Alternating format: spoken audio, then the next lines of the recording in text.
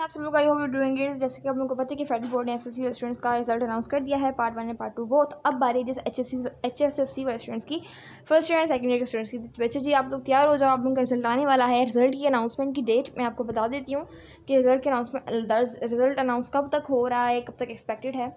और ये जो है आपका 15 अगस्त तक है, ठीक है, मिड ऑफ अगस्त तक रिजल्ट आपका अनाउंस होगा। मैंने एनालाइज किस तरह किया, हम एनालिसिस करते हैं। एनालिसिस में ये होता है कि आप लोगों के जो पेपर्स थे एचएससी वाले स्टूडेंट्स के, वो एसएससी के पेपर्स से आफ्टर 1 मंथ स्टार्ट हुए थे, तो उसी के अकॉर्डिंग रिजल्ट भी आपका उन्हीं के सेम 1 मंथ बाद आएगा। जिस तरह 16 जुलाई को आया है एसएससी स्टूडेंट्स का, तो आप लोगों का 15-16 को ही रिजल्ट अनाउंस होगा, ठीक है। तो ये थी काफ़ी सारे स्टूडेंट्स पूछ रहे थे कि एचएसएससी का स्टूडेंट्स का रिजल्ट कब तक अनाउंस होगा। तो first year and second year का इकट्ठा ही रिजल्ट आएगा और वो मिड ऑफ अगस्त तक एक्सपेक्टेड है। Thank you so much.